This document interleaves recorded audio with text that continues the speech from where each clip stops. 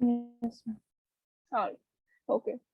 Then we had seen oscillatory motion. If the body in periodic motion, it moves in the same path to and fro about a definite point, then we say that the motion of the body is vibratory motion or oscillatory motion. Then a case of oscillatory motion is only simple harmonic motion, which says that a particle is said to execute SHM if it moves to and fro about the mean position. This satisfies the condition for oscillatory motion.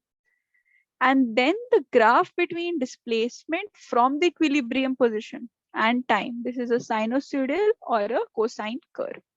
So we had seen few conditions of SHM also.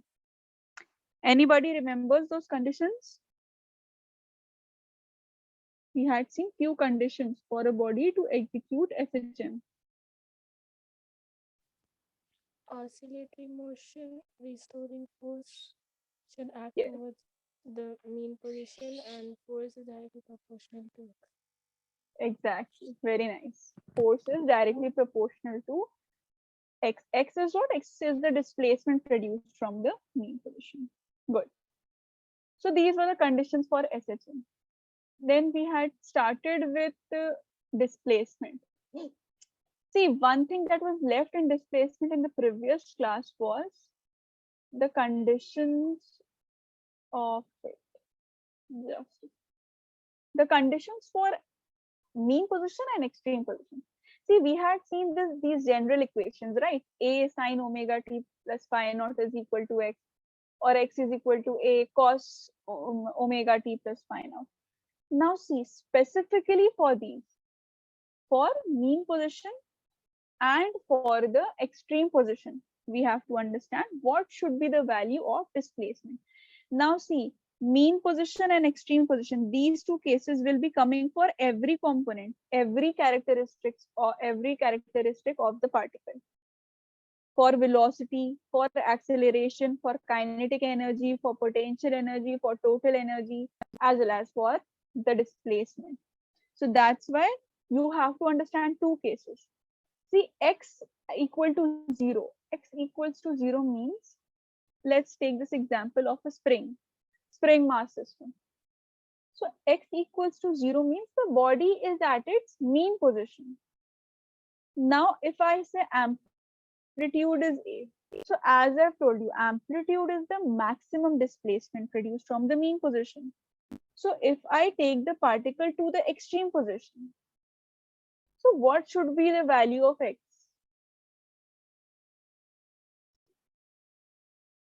Extreme position means now it cannot go further. This is the maximum value. So what should be the value of x? A. A. Exactly, it would be A. It would be equal to the amplitude, because amplitude is itself only equal to the maximum displacement value. So that's why now see, for every component, for every characteristics of SHM, we'll be seeing these two cases. If the body starts from mean position, this means x equals to 0. Now, for this equation, x equals to a sine omega t plus phi naught, if we put x equals to 0, see, a sine phi naught will be equal to 0. If a sine phi naught is 0, then phi naught is 0. This means we have got the value of the phase constant as 0. If the phase constant is 0, then see, what are we left with? X is equal to a sine omega t. This is valid only when the particle starts from mean position. Otherwise, what is the case? It is a sine omega t plus phi naught.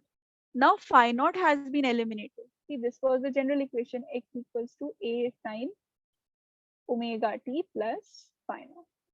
Now see, if phi naught is 0, if this term is eliminated, then what are we left with? X equals to a sine omega t only. So if you are provided with in the question that the body starts from the mean position, if you have this much data sufficient with you, then use this equation and understand that the phase constant will be 0. Why? Because x is equal to 0.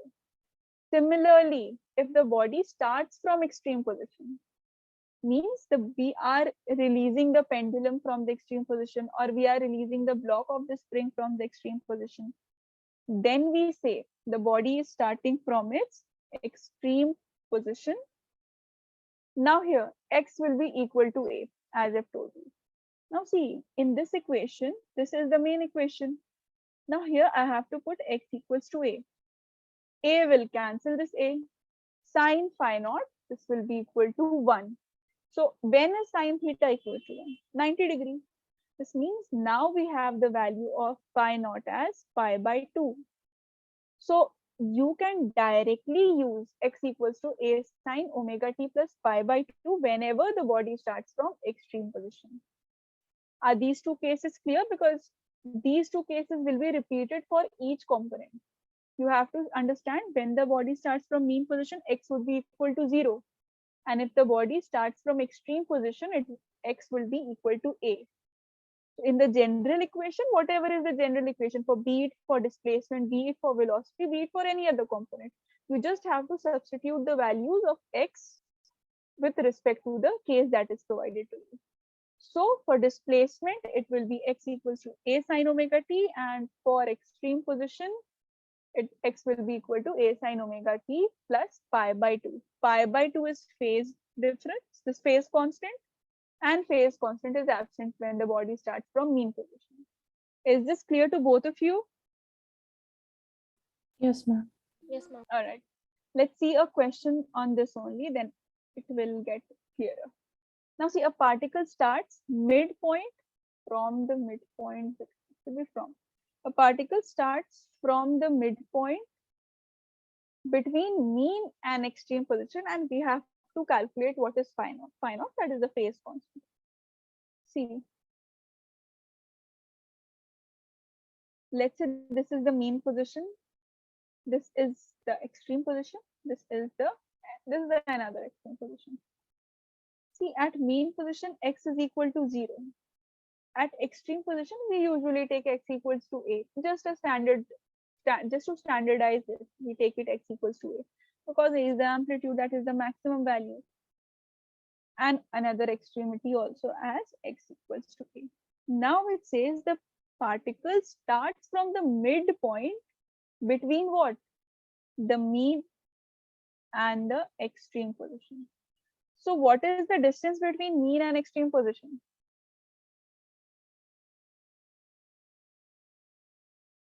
Hmm.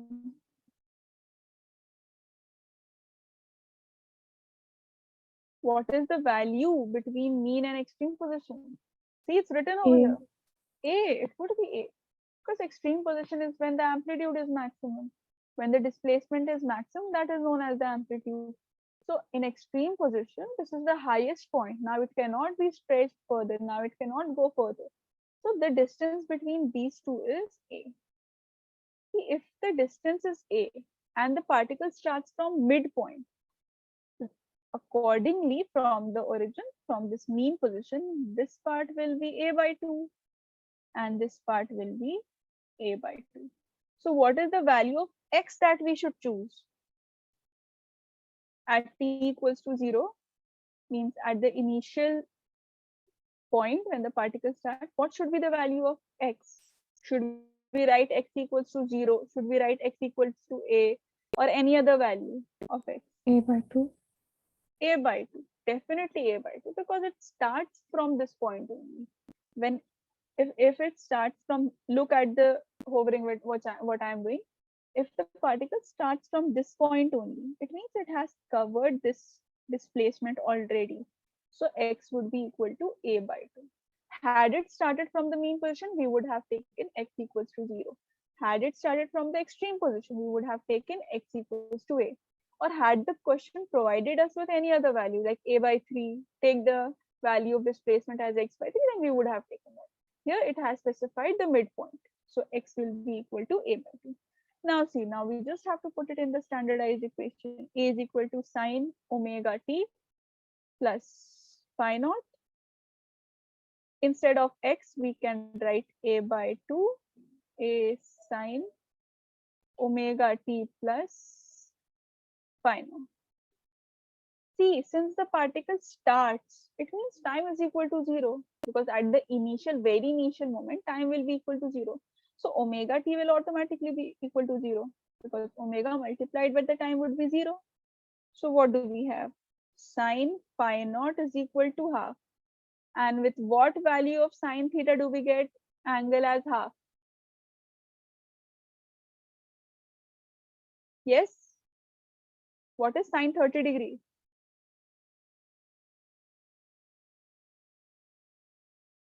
1/2. 1 by 2, so it would be 30 degrees. So we have the value of the phase constant that it was asking, that is 30 degrees. Is this question clear and the usage of the equations? Yes, ma'am. Okay, so just note down this part, then we'll begin with velocity. From here, I think previous portions you all have written.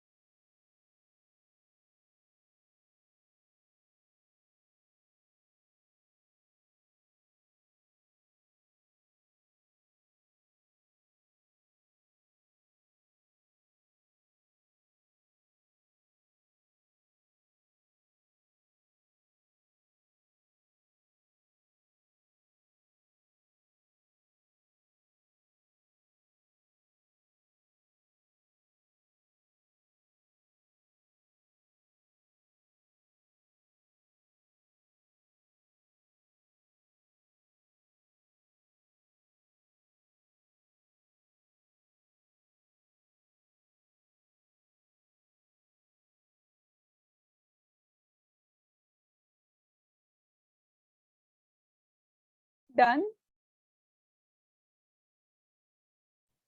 Done, ma'am. Yes, sir. No. Now see, let's see velocity. This was displacement. Now what is velocity? The velocity of particle even executing SHM is similar to what you have studied in motion in 1D. So velocity of particle executing SHM at any instant. That will be the time, or you can say rate of change of its displacement at any instant. So see, let's see what should be the derivation. The equation of displacement is this: A is equal to A cos omega t plus phi naught, or A is equal to sine omega t plus phi naught. So let us begin. If we begin it with x equals to A omega t plus phi naught, so v is equal to dx over dt. So once you will differentiate it, you will get this equation. V is equal to minus A is the this constant amplitude, omega will come out, sine, because the differential of cost is minus sine. So minus sine omega t plus phi naught. Now see velocity in this equation. Can you see position anywhere? X. Are you able to see x in this equation?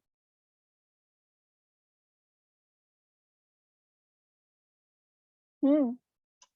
Are you able to see No. x? No, x is not there. Which variable is there? Only time is there. So that's why we say this equation is a function of time. So this is whenever you have to identify velocity as a function of time, you have to use this equation. But what if we are provided with displacement or x? If the particle is starting from, let's say, they have not provided us with any time. The question is asking us that the particle starts from mean position. How will you identify? You need to have a standardized equation for displacement with respect to displacement. Means velocity as a function of position also we require. So see, just we'll make little calculations over here. See, sine squared theta plus cos squared theta is equal to 1. This is a standard trigonometric identity. So from here, sine theta is what? Sine theta is basically 1 minus cos square theta under root of it. This identity, both of you must be remembering. Now see, instead of theta, what do we have? Instead of theta, we have omega t plus phi naught. So similarly, on putting the value of omega t plus phi naught in this equation, instead of sine omega t plus phi naught, we can write it as under root 1 minus cos square omega t plus phi naught. Basically what? Under root 1 minus cos square theta. Now see, if we multiply a inside, we have to square it first. So it will be omega under root a square minus a square cos square omega t plus phi naught. All right, this sign won't come here. This minus sign won't come here. It would be omega mt. Now see, velocity will be equal to under root a square minus a square cos square omega t plus phi naught. If you are able to identify what we started with, the equation of displacement, x was equal to what? A cos omega t plus phi naught.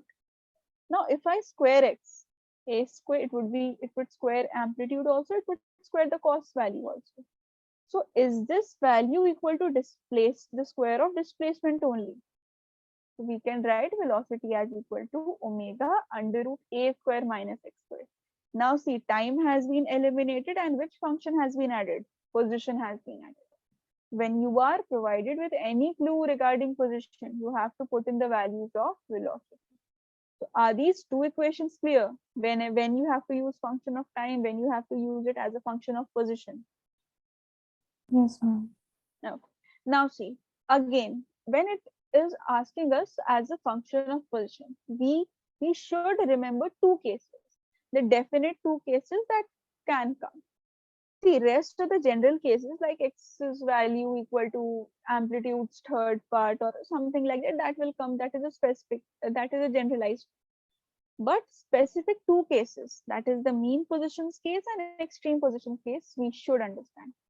So for mean position, what value of x should I put? Mean position 0. 0. And Aisha, you tell me for extreme position.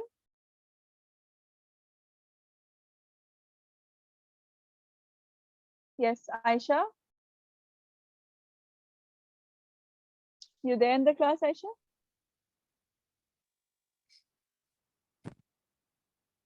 Her mic is not working. I think. Okay, fine, Aisha, fine. Okay. So x will be equal to amplitude in case of extreme position. So let's see if we put the values of mean position, x will be equal to 0. When x is equal to 0, what will we get? Omega under root a square. This will simply be v is equal to omega. So this is the maximum value of the velocity. Then extreme position x is equal to a, and if we put x is equal to a, v would be equal to omega under root a square minus a square. This will get cancelled and it will result in 0. This will be the minimum value. So velocity will be maximum where? Velocity will be maximum at the mean position and it will be least, that is 0 at the extreme position. So questions can come in this way also. Then after velocity, we have another component, that is acceleration. So what is acceleration? The acceleration of a particle executing simple harmonic motion, SHM, at any instant is the rate of change of velocity. So how do we write rate of change of velocity? By differentiating the velocity and the equation of velocity as a function of time that we use. If we differentiate it, we will get a is equal to minus omega square a cos omega t plus phi naught. Again, here displacement is omitted, time has been included. So this equation is a function of time. Now see, as a function of position, we have the equation as a is equal to minus omega square x. This is as a function of position. So as a function of time, we have a is equal to minus omega square a cos omega t plus phi naught. And as a function of position, we have a is equal to minus omega square x. Now see, at mean position, again we can put x equals to 0. So if we put x equals to 0, acceleration would simply be equal to 0. And then if we put x equals to a, then acceleration will be equal to minus omega square a. So here, this is the minimum value of acceleration and the extreme value has its maximum magnitude or value. So it reverses. In case of velocity, at mean position, we were getting the maximum value. Here, in case of acceleration, the mean position has the minimum acceleration and the maximum acceleration is at its extreme position. These two cases are clear? Yes, ma'am. Acceleration and velocity. Let's do a numerical that will help us to understand how to use these equations. See, it says a particle executes SHM with time period of 4 seconds and amplitude is given to us as 10 centimeters. We have to find the displacement, velocity, and acceleration after 1 by 3 seconds starting from mean position. So we know the particle is starting from mean position. We know the value of time, 1 by 3 seconds. We have to find it for 1 by 3 seconds. But at t equals to 0, it is starting from mean position. This is regarding the first part. And similarly, we have to identify, find, and calculate all the rest of the quantities, displacement, velocity, and acceleration for the extreme position. So see, one thing, time period, capital T is 4 seconds and amplitude is 10 centimeters. That is 0.1 meter. We have to convert it into SI unit. Let's do the first part first. Let's find omega also since T is already given. As I've told you, omega is equal to 2 pi divided by 2. So this will 2 pi divided by 4. This will be pi by 2 radian per second. So we have the value of omega also with us. Now see, x equals to, it is starting from mean position. So which equation should we use? A sine omega t directly. Now let us put all the values. X will be equal to a, instead of a we have 0.1. Sine omega is what? Pi by 2. And t is equal to 1 by 3. It's given in the question. This is equal to 1 by 3. So x is equal to 0.1 sine pi by 6. Is the displacement clear if the particle is starting from mean position? Yes, ma'am. Okay. Then for velocity, see, we have just seen it for velocity. And you can do one thing also, you can solve it further also. You can write the value of sine pi by 6 as half. So it would be 0.1 multiplied by half. That is 0.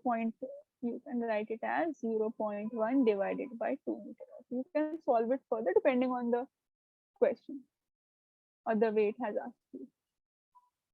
Then see, regarding the velocity at the mean position.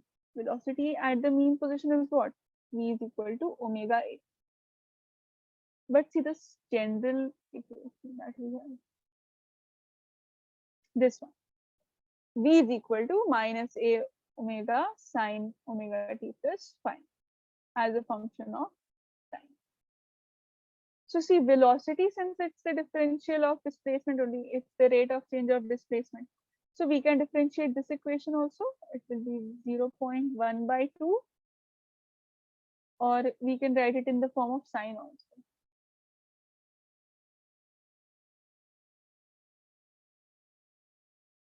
This will be dx over dt. So this will be dt over 0.1 sine pi by 2 t, differential of this equation. So v will be equal to 0.1, pi by 2 will come out. Differential of sine will be cos pi by 2 t. So velocity is what? 0.1 pi by 2 cos pi by 2 at t. T is equal to what? 1 by 3. So velocity is 0.1 pi by 2 into cos pi by 6. And what is cos pi by 6? Cos pi by 6 is basically root 3 by 2. So you can leave the answer in this point also, or you can write it further 0.1 pi root 3 divided by 2 as well, meter per second. So it depends how the question is asking. It is better to solve it and find the values.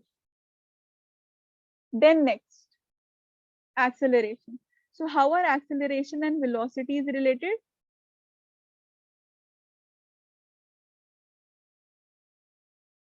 Acceleration is dv by dt. Acceleration is dv by dt. So we can write it as d 0.1 pi by 2 cos, we can write it as cos pi by 6 or cos pi by 2 into t. Let us write t because we have to differentiate it with respect to time. So acceleration would be equal to 0.1 pi by 2 minus pi by 2 will come out because it's a differential of cos sine pi by 2 multiplied by t. So acceleration is what? Minus 0.1. This minus will come out 0.1 pi square by 4. This pi minus pi by 2 multiplied with this term. And which terms are left? Sine pi by 2 into t. And t is 1 by 3. So you can write it again as minus 0.1 pi square by 4 sine pi by 6. This is also fine, or you can write it as a. You can write the value of sine pi by 6 as half. That will be minus 0.1 pi square by 4 into half meter per second. Clear how to use this? Yes, ma'am. All right. And then similarly, you have to do it for the extreme position. That was the second part. If the particle starts from extreme position, see x will be equal to a cos omega t. So you can put the values of x equals to a cos omega t. That will give you x equals to 0.1 and rest of the things that we have done. For x equals to, for extreme position, that is x equals to a, the amplitude, 0.1. So write it till here. Then we have to see few graphs as well.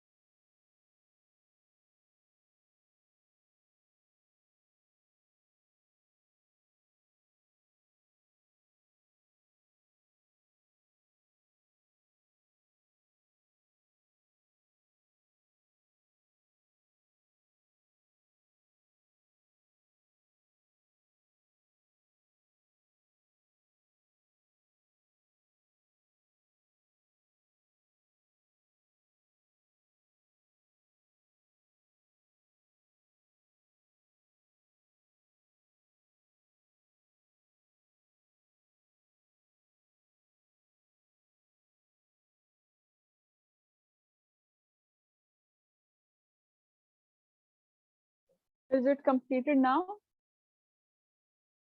Yes, ma'am. All right. Now let's see one more question. This one. This is also an important question. See, a particle executing SHM along a straight line has a velocity. See, it has a velocity of 4 meter per second when it is at a distance of 3 meter from the mean position. Then second case, this is V1, this is X1. Then it is at 3 meter, it is moving with 3 meter per second when it is at a distance of 4 meters. What do we not know? We don't know. We have to find the time it takes to travel 2.5 meter from the extreme position. Now see, we don't know what is the angular velocity, we don't know what is the amplitude. So see, we have generalized equation for velocity as a function of displacement. V is equal to omega under root a square minus x square. Now see, we can form two equations using this.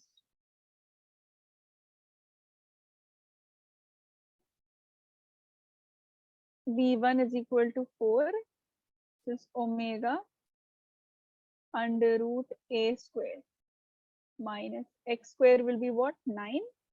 This will be the first equation, and then we can put it for this 3 equals to omega under root a square minus 16. And this can be our second equation. So you can simply divide them. Omega will get cancelled. A square minus 9 divided by a square minus 16. Now see, if we square both the sides, this will also be 16 by 9. This will be equal to a square minus 9 divided by a square minus 16. Now see, just simply cross multiply it. This will be 16 a square minus 10 into 16 is minus 256. This will be equal to 9 a square minus 81. So 16 a square minus 9 a square is equal to 256 minus 81. 16 a square minus 9 a square gives 7 a square, and 256 minus 81 will give what? 175. So a square would be equal to 25 and amplitude would be equal to 5. Amplitude will be equal to 5.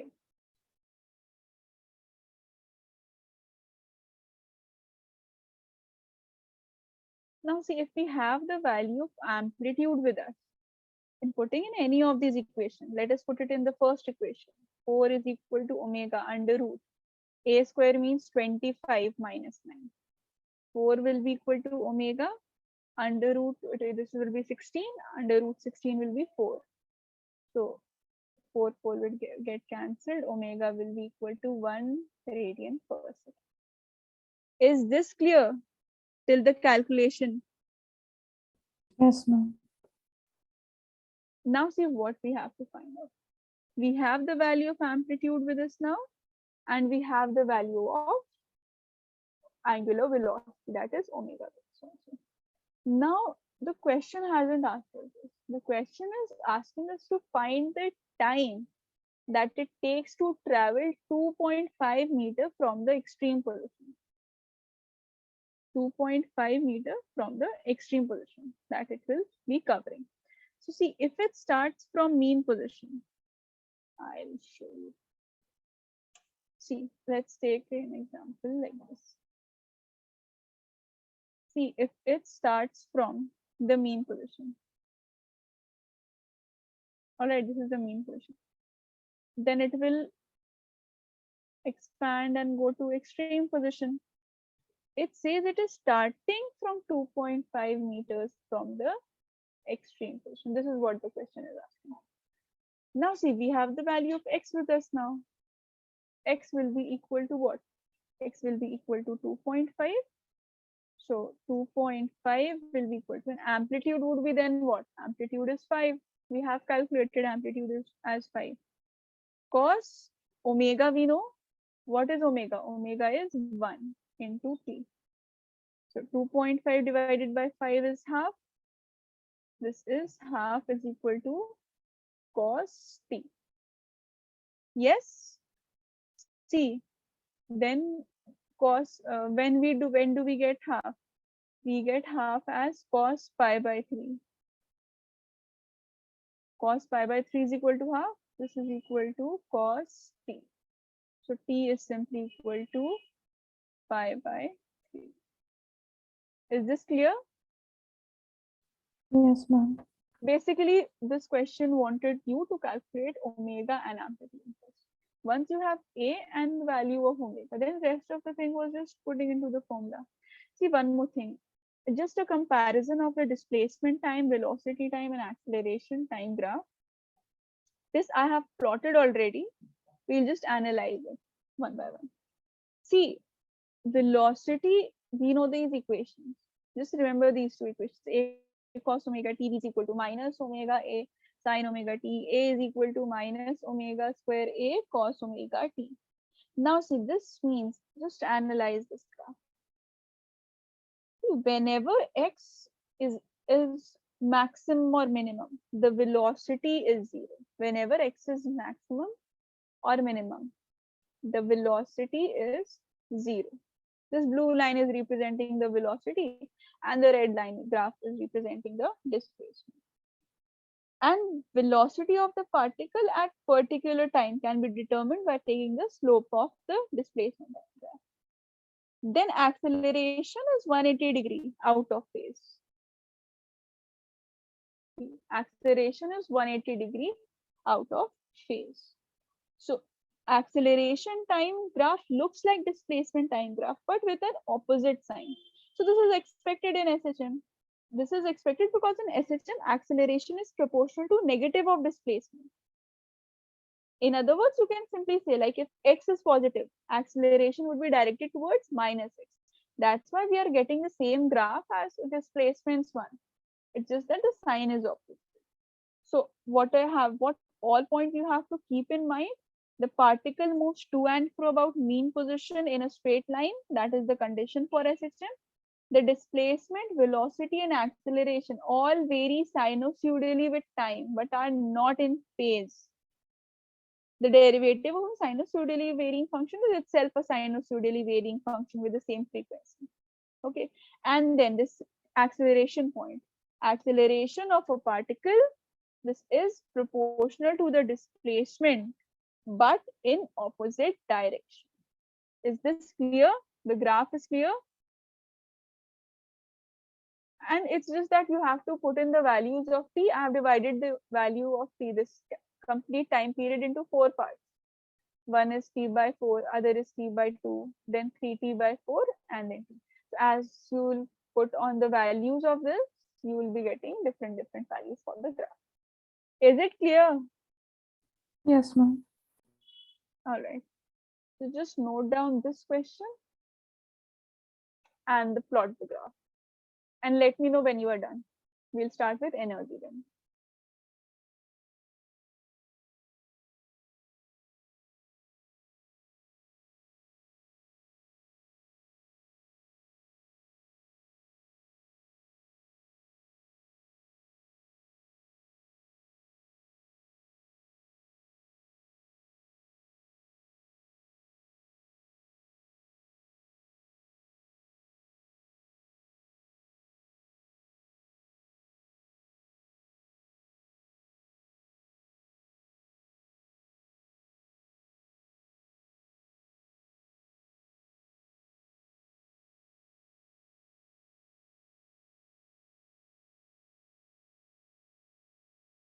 Aisha, are you able to hear? Is your network issue better now? Yes, ma'am. All right.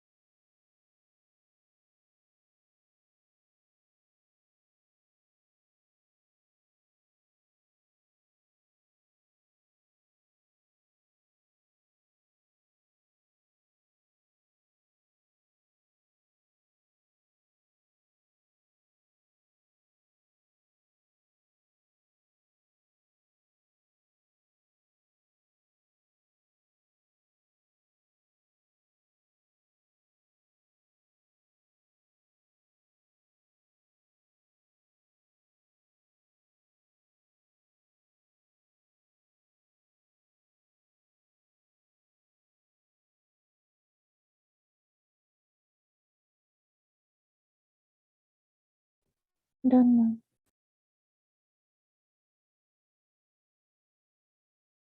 All right. So let's see energy in SSM. So we have seen displacement, we have seen velocity, we have seen acceleration.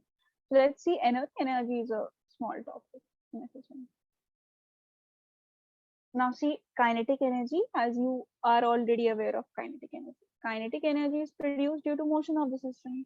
So in case of SHM, kinetic energy will be produced due to the motion of the particles executing SHM.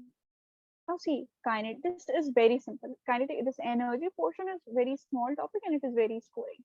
See, kinetic energy is what? Half mv square. And we know the value of velocity already, minus omega a sine omega t plus phi naught. So this will be what? Square of this multiplied by m by 2. So kinetic energy is what? Half m omega square a square sine square omega t plus phi naught. Again, this is a function of time. Now, if we wish to write it in terms of position, we can write the equation of velocity in terms of position that we have seen. V is equal to omega under root a square minus x square.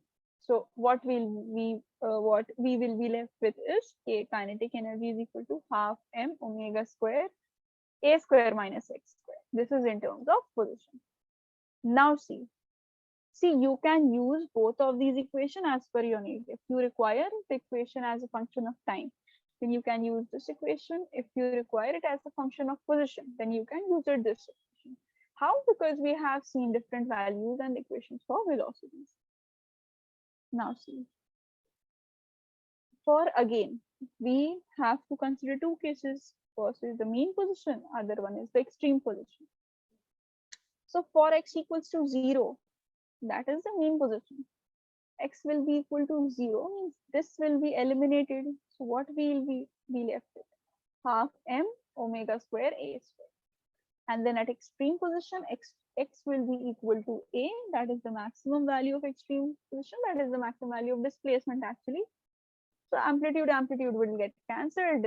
Term multiplied by 0 would itself give us 0. So kinetic energy at the extreme position would be 0. So kinetic energy would be maximum where? Maximum at the mean position and minimum at the extreme position. Now see the other energy that we get due to interaction, that is the potential energy. So potential energy is half kx square. If you have done work energy and power in your first term, so derivation from work energy power, do you remember half kx square? Work energy in theorem you must have used. This is from your work energy power chapter. All right, half is equal half kx square. Yes, remember? Yes, ma'am. Now see, x, since potential energy is depending on x, the way it was half mv square. So we used to put different values of velocities. Now see, in case of potential energy, we have it directly dependent on x. So as a function of time, we can write this equation, what is the standard equation for displacement? This will be half ka square cos square omega t plus phi naught. And for as a function of position, we already have it from the derivation through work energy in part, that is half kx square. K is the general spring factor. Now see, again, whenever we have position, we have to consider two cases, extreme position case and the mean position case. So mean position, x will be equal to 0, potential energy will be 0. So this will be minimum over here. At extreme position, it will be half k x square and x is equal to a, so it would be half k capital A square. And value of k, we can substitute it as m omega square. Why? Because omega square is k divided by m. So here this will be potential energy will be maximum. So the potential energy is maximum at the extreme position, while the kinetic energy is minimum at the extreme position.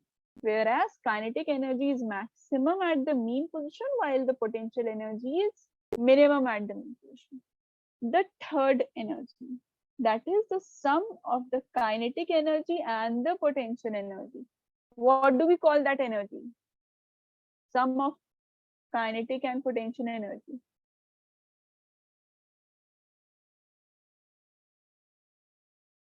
Hmm.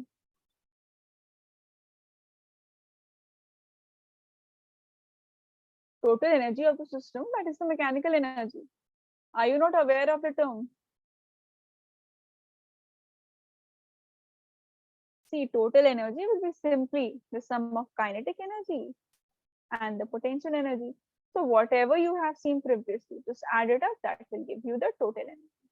So total energy is what? Total energy is equal to half k a square ultimately on adding this. Now see, if we see a graph between total energy, potential energy, and kinetic energy plotted against displacement. So if this is the energies graph at the y-axis and at the x-axis we have the displacement. So this blue line is the potential energy curve. It is like this, like this. And this red one is showing you the kinetic energy. This is like this. And the total energy will remain constant because it has a specific value, half k square. So with any value, potential total energy won't be changing. So total energy would remain constant. Till here, is it clear? Any doubts that you have? Clear. Fine. All right. Okay, let's solve one question also. A body executes HM of time period 8 seconds. If its mass be 0.1 kg, velocity 1 seconds after it passes through its mean position be 4 meter per second. Okay, velocity is 4 meter per second. Time for this velocity to change is 1 second. Time period is 8 seconds and the mass is 0.1 second. So we have ample data. We have sufficient data for the calculation of kinetic energy as well as for the calculation of potential energy.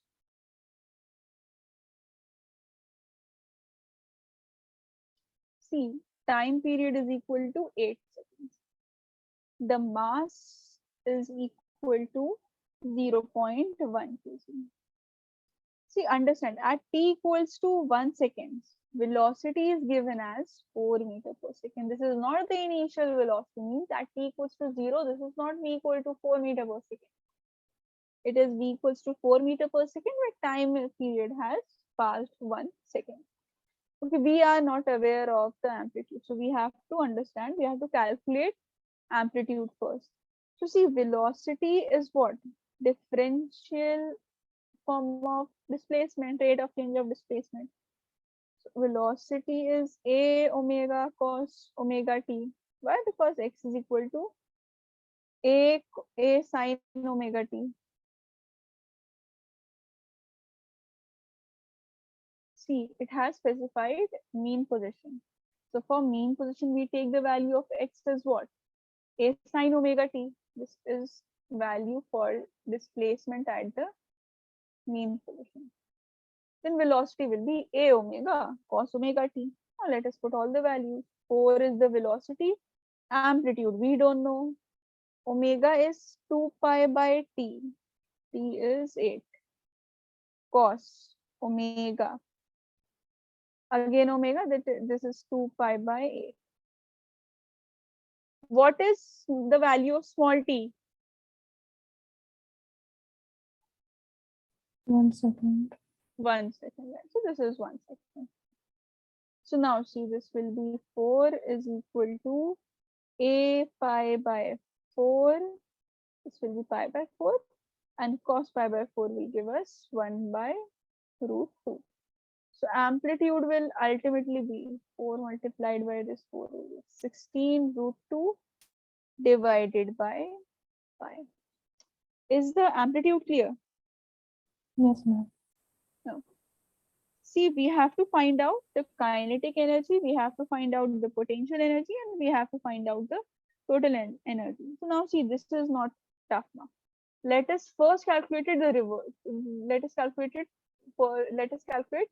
total energy first. See, total energy is what? This is half m omega square a square. Half m omega square a square is half k a square. This is what we have seen, half k a square total energy. So half m omega square a square. Since we don't have the value of k, we can write it as m omega square because we have the value of m, we have the value of omega. See, total energy would be equal to what? This will be equal to half. Mass is 0.1. Omega is pi by 4 whole square. Amplitude is 16 root 2 by pi whole square. This will give, see, pi square will get cancelled. See, once you solve this will come out to be approximately 1.6 joules. This is the total energy of the system. Now see, kinetic energy is what? Kinetic energy is basically half of total energy. These relations you have already seen in your lessons like work, energy, and power. Yeah, you must have established relationships between total energy, kinetic energy, and potential energy. So, in order to reduce your time, in order to just manage your time, what you can do instead of calculating the whole thing again for kinetic energy, simply divide the total energy by 2. You divide the total energy by 2, what you will get? 0.8 joules. And see, kinetic energy, uh, see, if total energy is sum of potential energy plus kinetic energy. So see, total energy is 1.6 joule, potential energy is unknown, kinetic energy is 0.8. So from here you can already calculate potential energy will be equal to 0.8 joules. Is it clear? Yes, ma'am. So 1.6 is the total energy, 0.8 joule will be the kinetic energy, potential energy will be 0.8. So that was about the total energy, kinetic energy, and potential energy. Just note it down and let me know wherever you have doubts or which part you want me to repeat.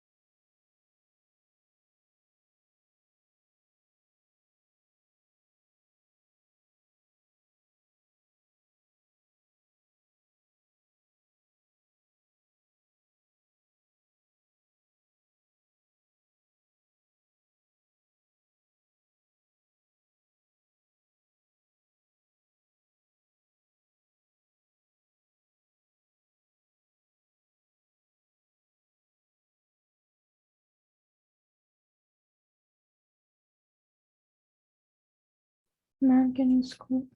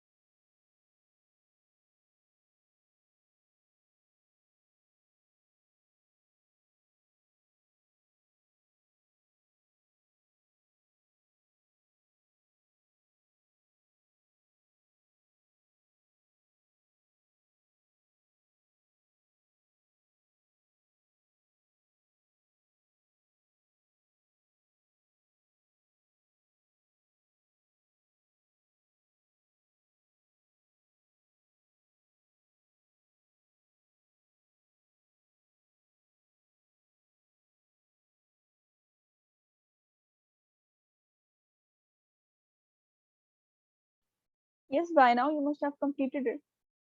Hmm? Yes, ma'am. Okay. See, these were the general cases, the characteristics of SHM. Now, see, we have to take specific systems. We have various specific, like oscillations of a loaded spring, oscillations of a simple pendulum. Then we have oscillation of a liquid in a U-shaped tube. Then we have oscillations of floating cylinder. If a body is dropped in a tunnel along the Earth's diameter, then what will be the expression for time period, frequency? In all cases, we have to find various things. So let's start with the first system, that is the spring mass system. Now see, before moving into the details of the spring mass system, we have to identify how it is constructed. So this is a very basic thing. Horizontal spring is basically this one. This is the spring connected and the free end is connected to a mass and the other end is fixed. Vertical spring. See, vertical spring is this when the mass is harmonic. Now see, whenever displacement occurred, as Aisha already told in the beginning of the lecture, that displacement is proportional to the force, the restoring force is directly proportional to the displacement. So restoring force is directly proportional to the displacement and it is directed towards the equilibrium position. So this is one of the conditions of SHM only. So see, Fr will be equal to minus K of x. Now see, omega is equal to under root K by M, and time period relation with respect to omega is this only, omega is equal to 2 pi by t. So we can equate them and ultimately we get t is equal to 2 pi under root m by k. Noted that this is m by k. Had it been frequency, this would have been reversed. Why? Because frequency is reciprocal of time period. So it would have been 1 by 2 pi under root k by m. So remember this, for time period it is m by k, and for frequency this is 1 by 2 pi under root k by m. Let's solve a question in order to just clear this concept. See, a 5 kg collar is attached to a spring constant. Mass is given as 5 kg. Spring constant. It slides without friction on horizontal road. The collar is displaced from its equilibrium position by 10 centimeter and it is released. So K's value, that is the spring factor or the spring constant, is 500 Newton per meter, and it is displaced from by 10 centimeters. So this will be 0.1 meters again. The amplitude. This is the amplitude. So we have to calculate the time period of oscillation, we have to find out the maximum speed, and we have to find out the maximum acceleration. See, this is a very easy question, formula based question. Time period is what? It is 2 pi under root m by k. T would be equal to 2 pi. Just we'll put the values. What is the value of m that I should put? Yes, Akifa? 5, And k? 500. 500. This will be 1 by 100 or 1 by 10. So t will be simply 2 pi by 10, or time period will be pi by 5 seconds. Easy. This is easy. Then the maximum speed. What is the formula for maximum speed, Akifa?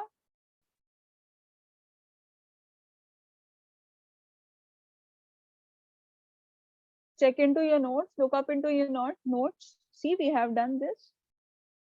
We had seen when the velocity is minimum, when the velocity is maximum. Is the velocity maximum at mean position or extreme position? Yes, Akifa. Extreme. Extreme position velocity is maximum. See, v is equal to omega under root a square minus x square is the general formula. So when will be this v maximum? When x, see, you have two cases, x equals to 0, x is equal to a. So what do you think? At x is equal to a or x equals to 0 will the value of X velocity? equals to 0.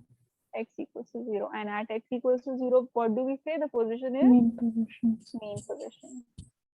So see, if x equals to 0, velocity will be simply omega a. And this is the maximum velocity that we have to find out.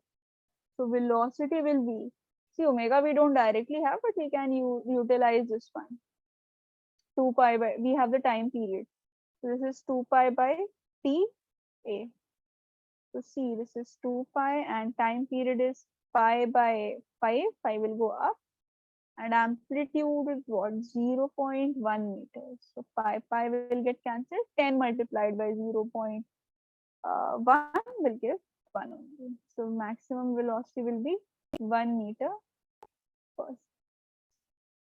Yes, Akifa. Then acceleration. Do you remember the formula for acceleration? Look up into your notes. You must have written it. Maximum Minus omega square a. a, correct.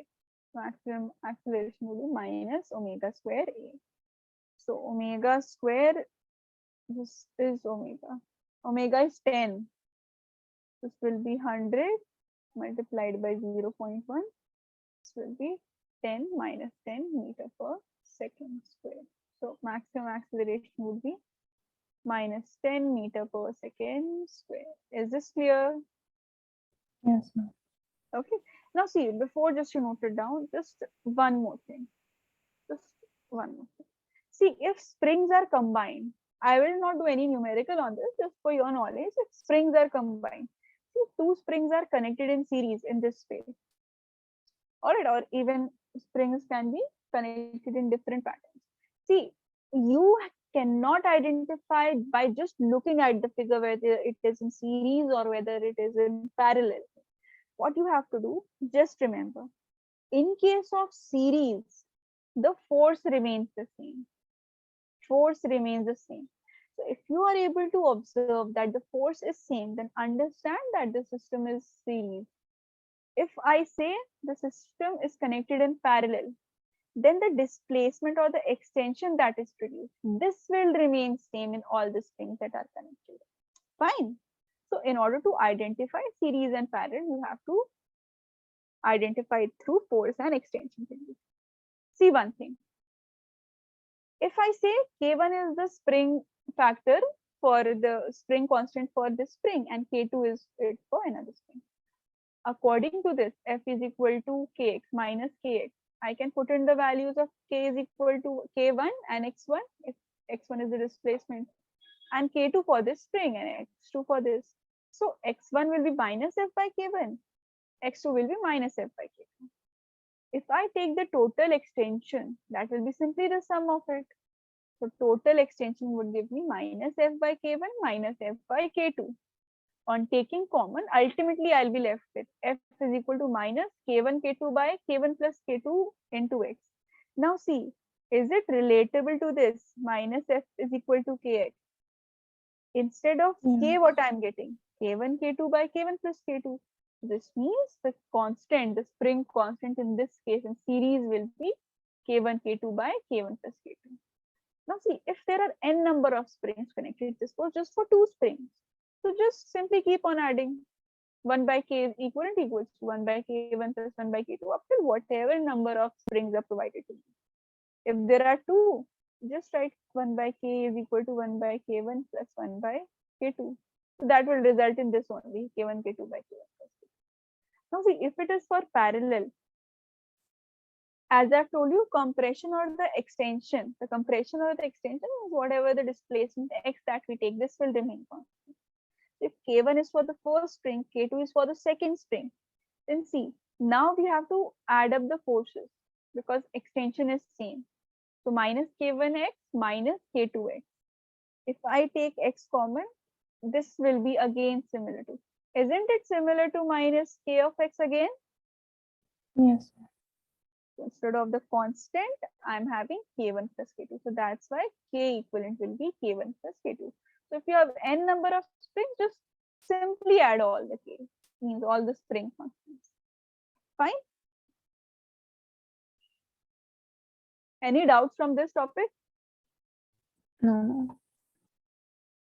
Uh, just note down this. Horizontal spring, vertical spring. If you wish, you can write it down. Otherwise, you can start from these two answers.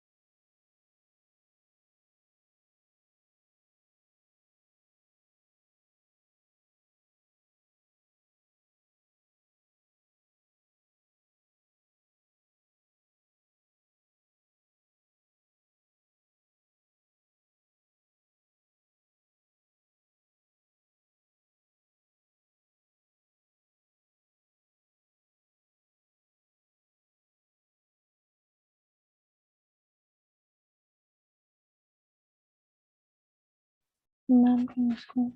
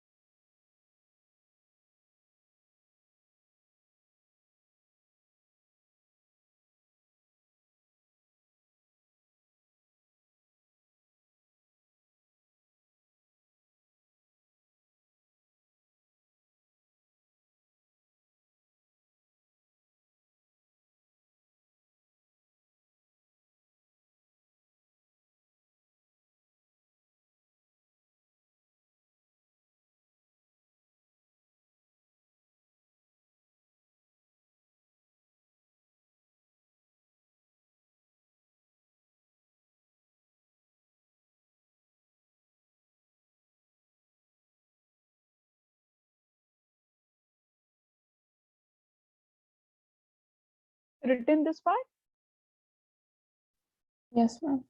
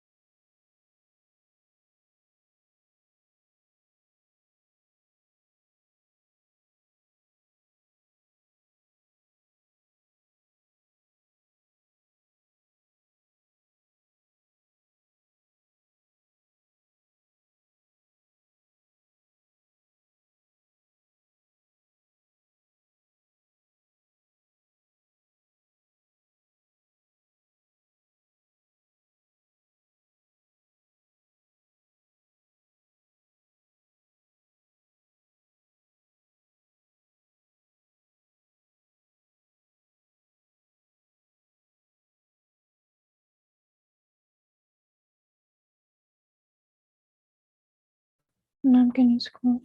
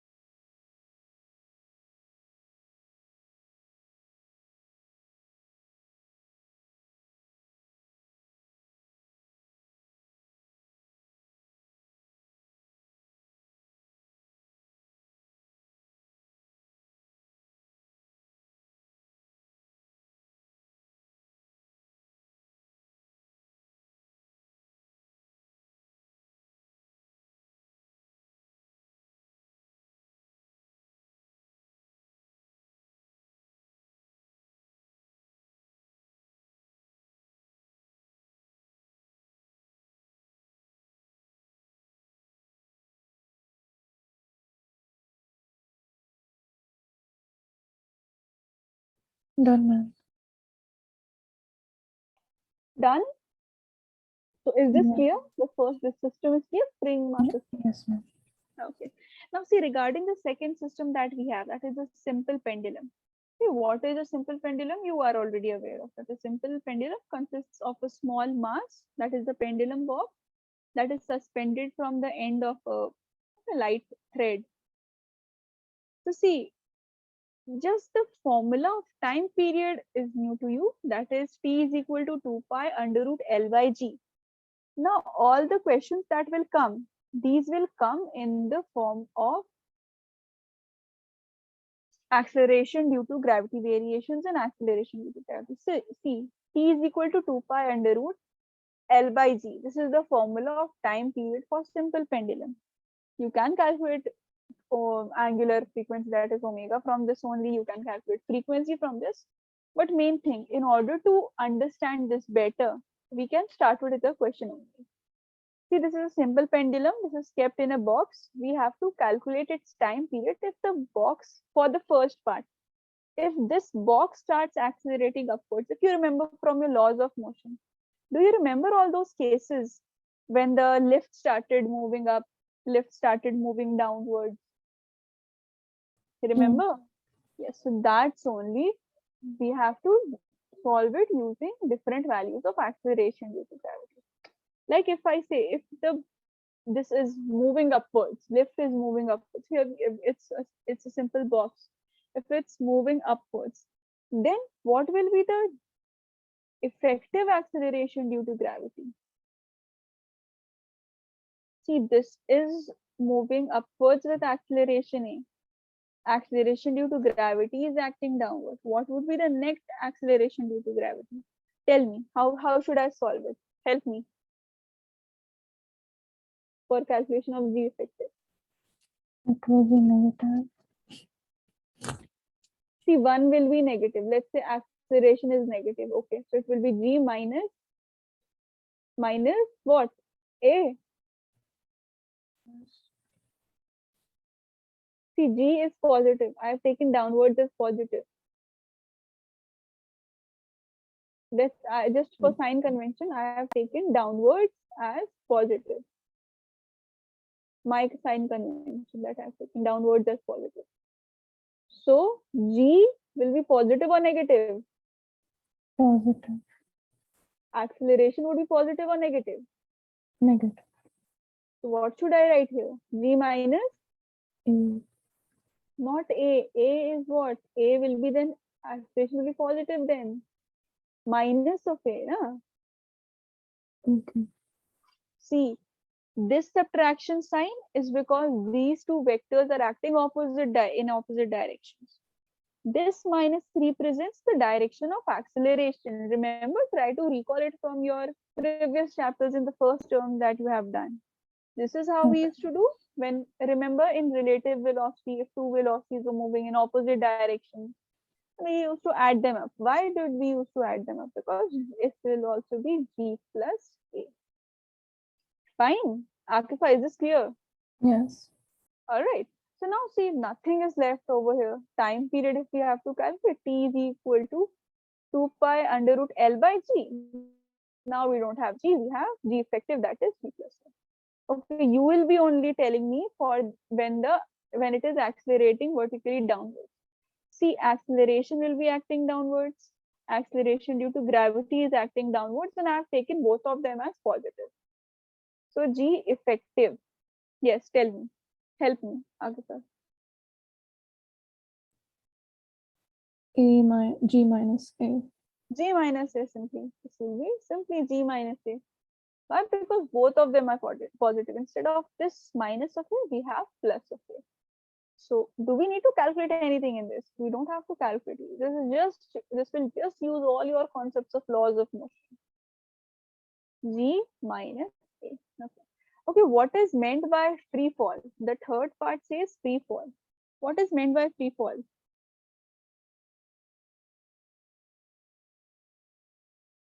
Yes, what is meant by free fall?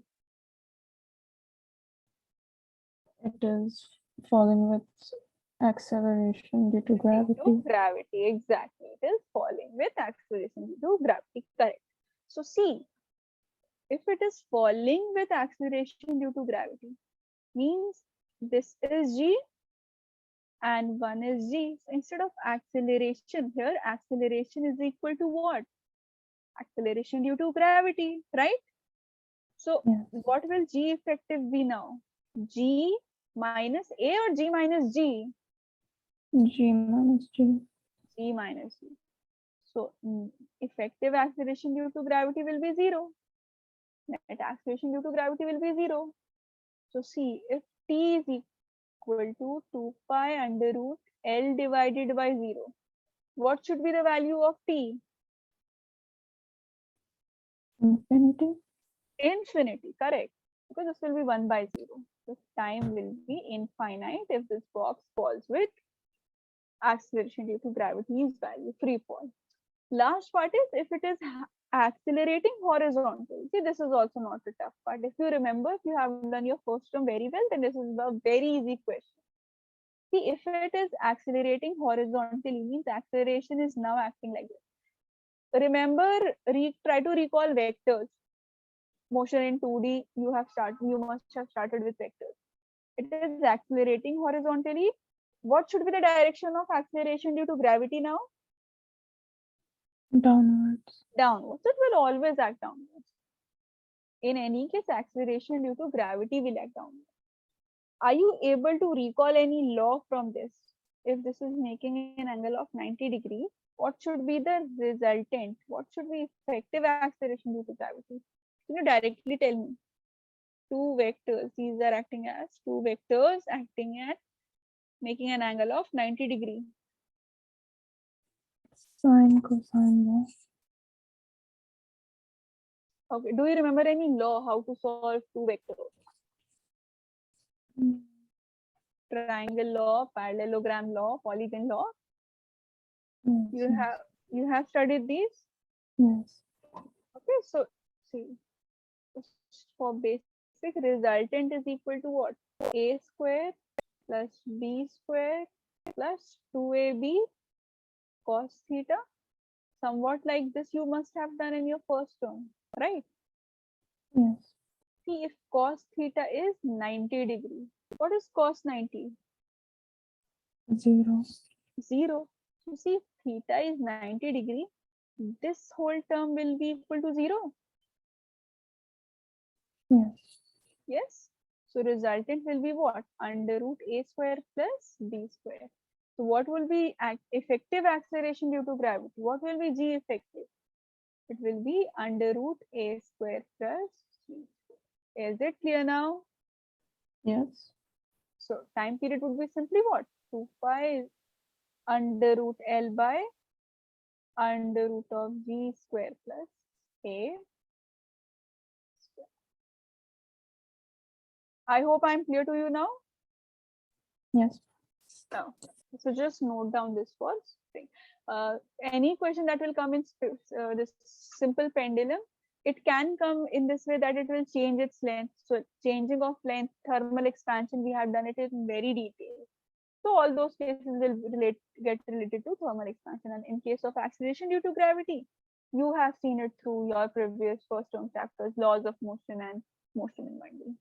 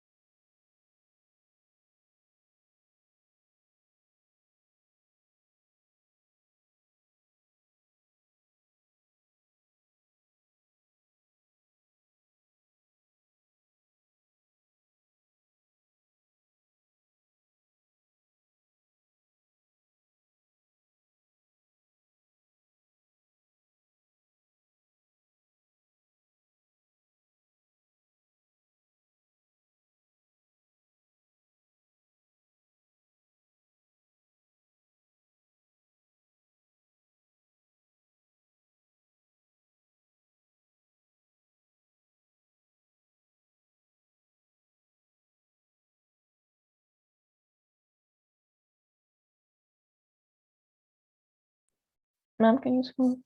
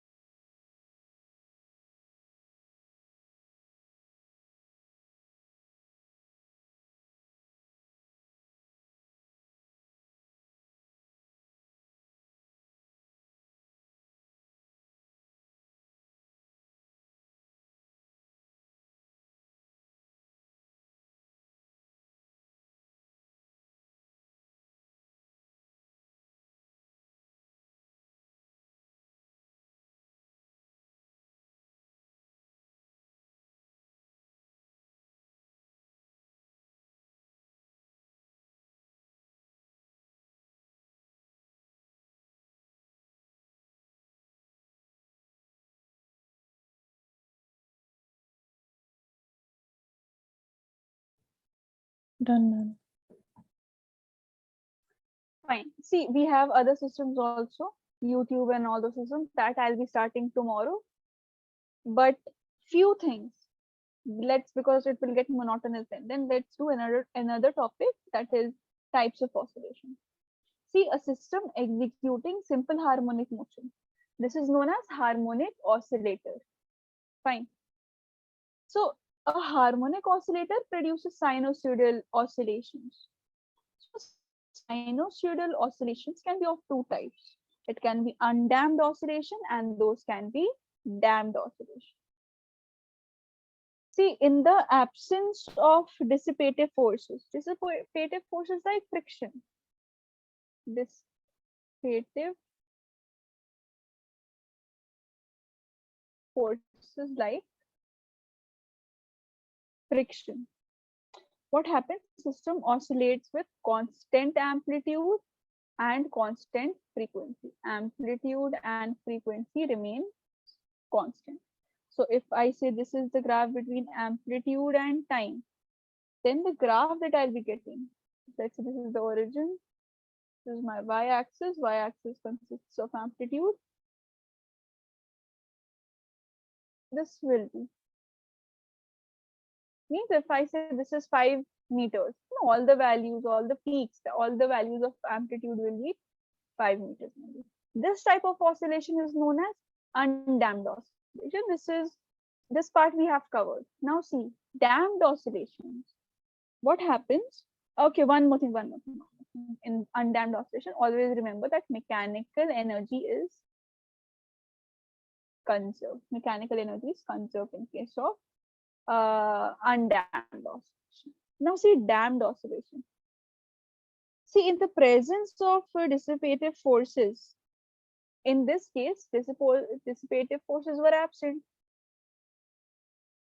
in undamped oscillation. Whatever we have studied till now in the previous classes also, we had not taken any forces, any external dissipative forces like friction. Had these been present, then amplitude goes on decreasing with time. Like I'll explain it to you with the help of graph. This gets clearer. If this is my y-axis and this is time, then the amplitude would be somewhat like this. It goes on decreasing with time. So this will be the shape of the graph that will be obtained. And it is dissipated as heat, dissipated as heat. And one more thing, energy, mechanical energy does not remain conserved over here. Mechanical energy does not get conserved over here.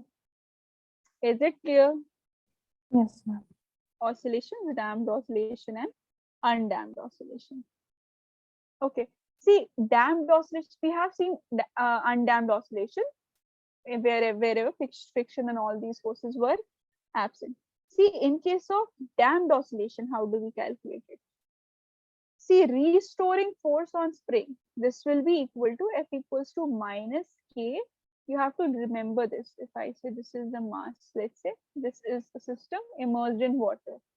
So fluid friction is acting on it. Now see what will happen. The restoring force is now not only equal to minus Kx, it is also equal to another component minus dV has been added. B is the damping constant and V is the velocity. The way what is K? What is K? Constant. Spring factor, the spring constant that we were using, that one only. And X is what? Displacement. Displacement, right? Just add this. Means minus dV is just another component that gets added because of the dissipative forces present in the nature. So see, F is equal to md square x over dt. F is equal to ma. And acceleration is what? Double differential of displacement. So force is md square x by dt square and velocity is dx over dt.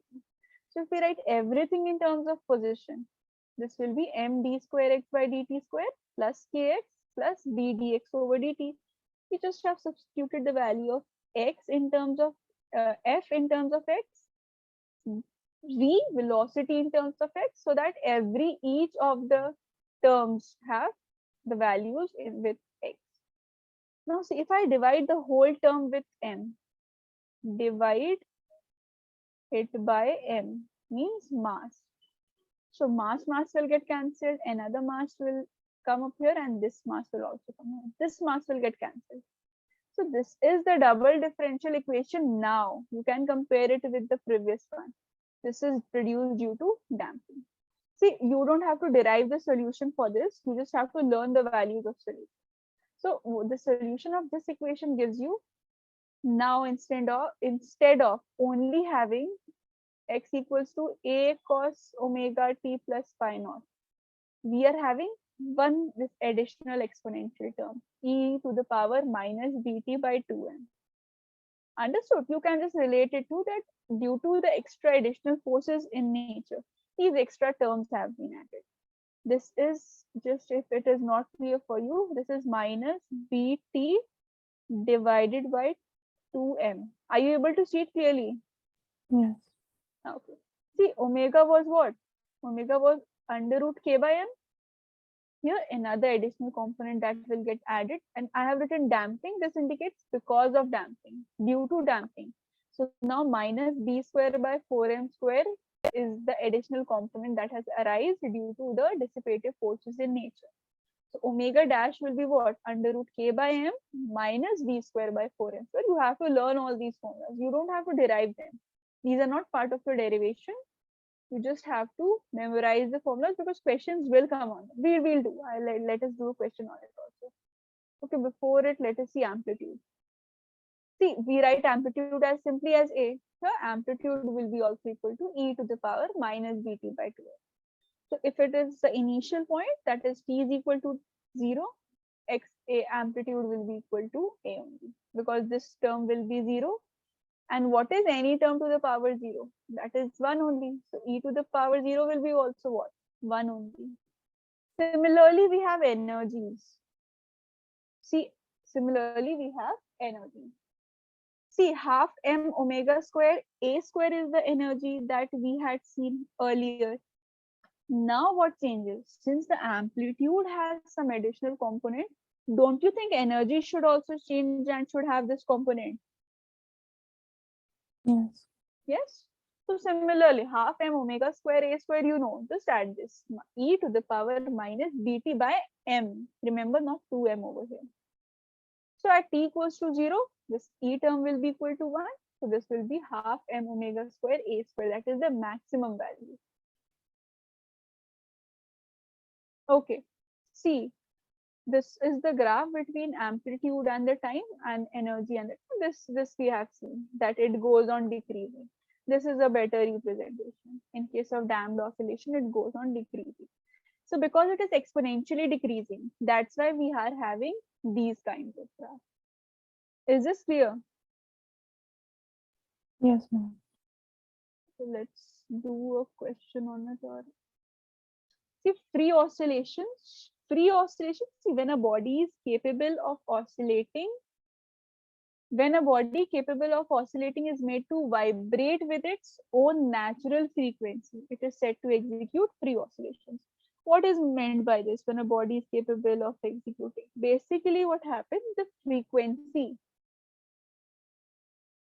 frequency depends upon the intrinsic properties like the shape, the elasticity of the body.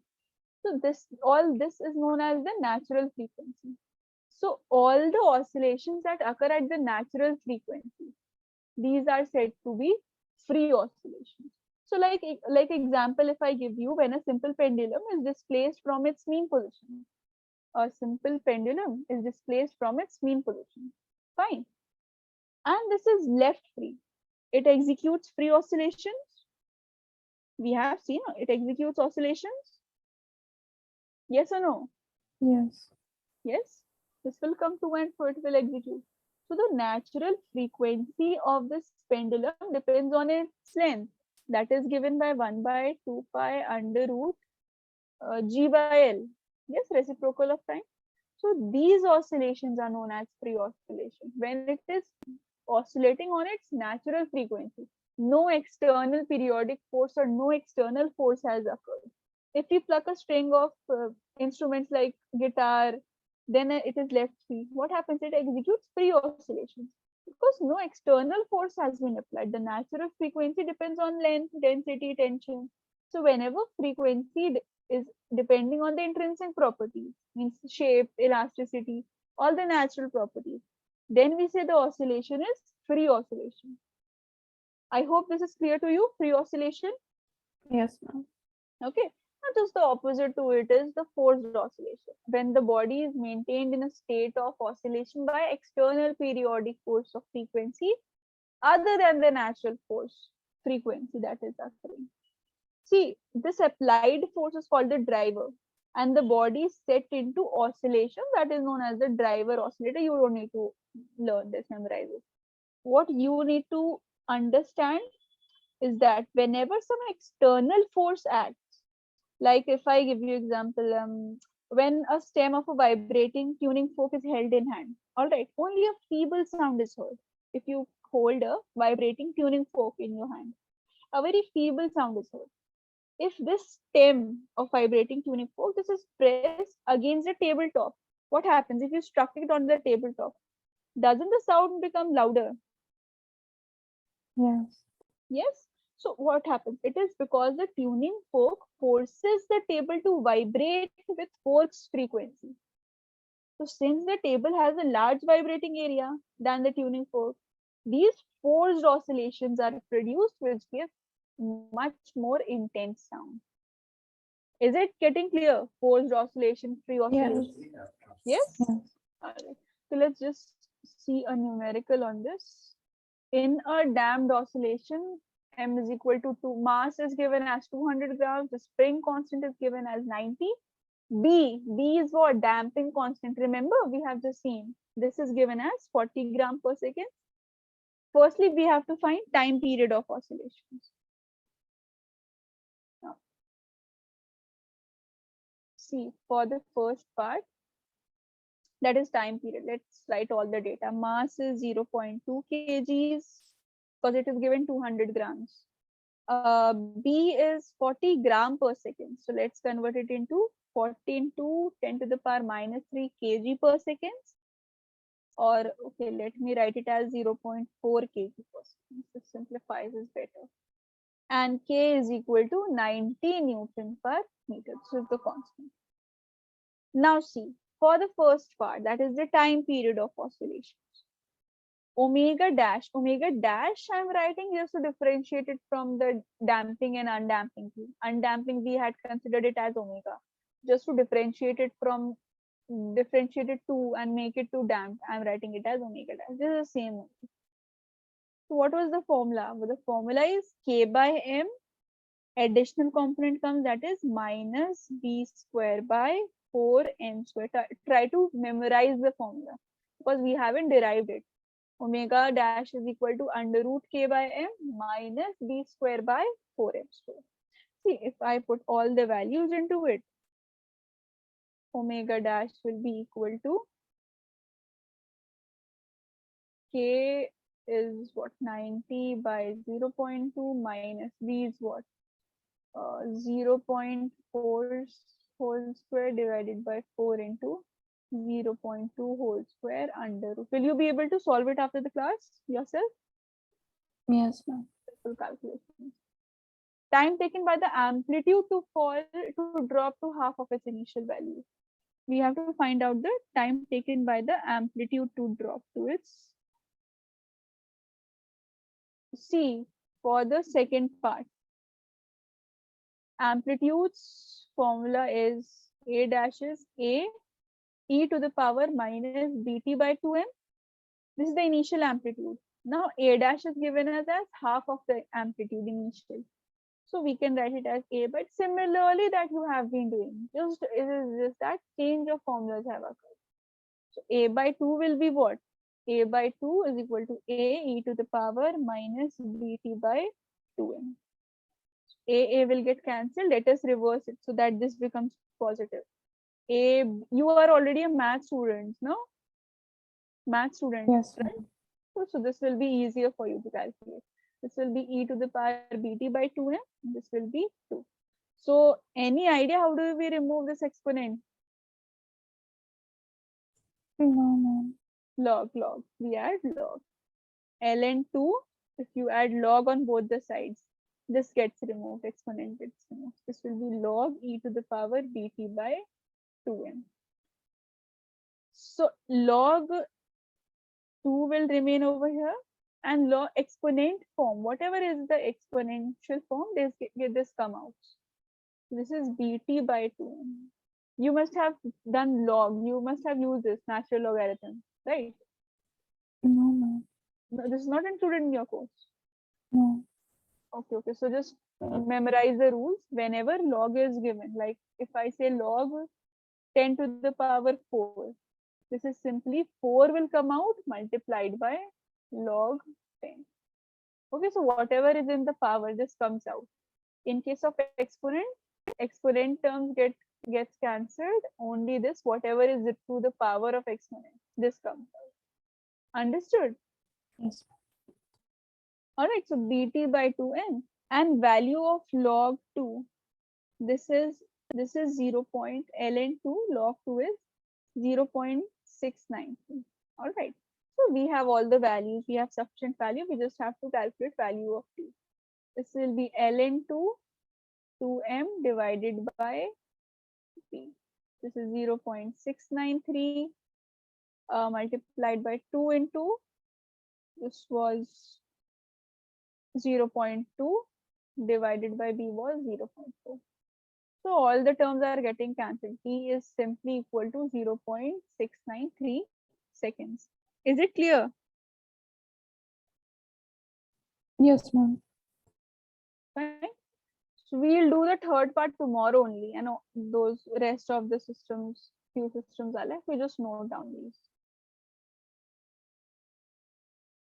Third part, or try it at your home. We'll discuss it tomorrow.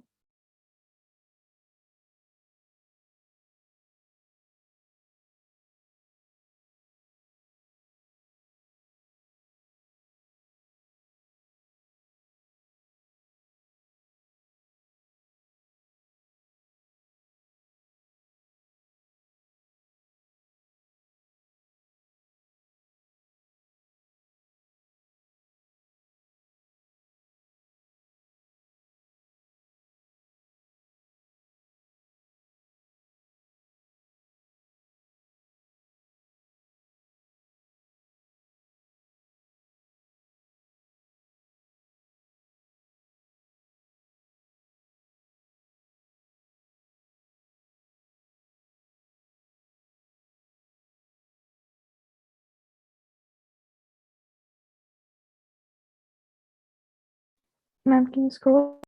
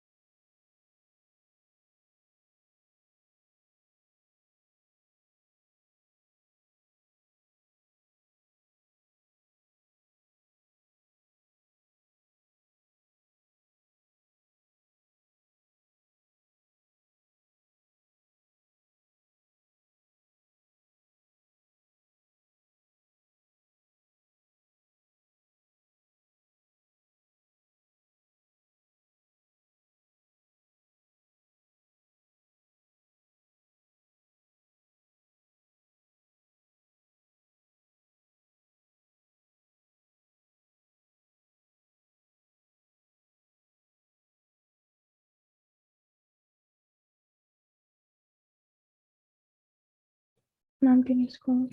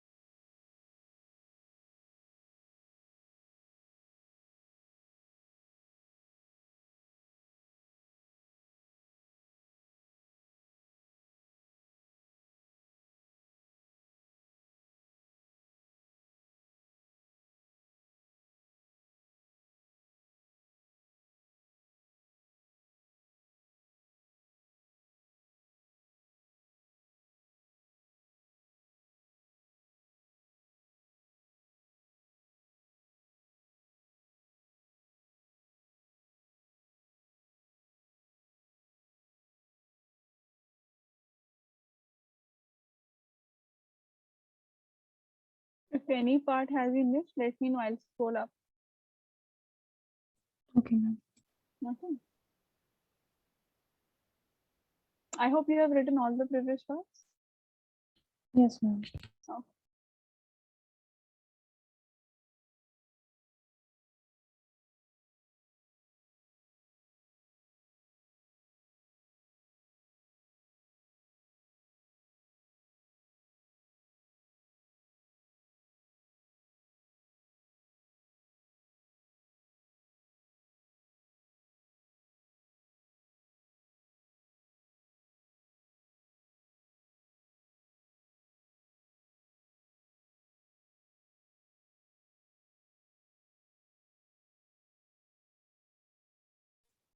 Done, ma'am. Done?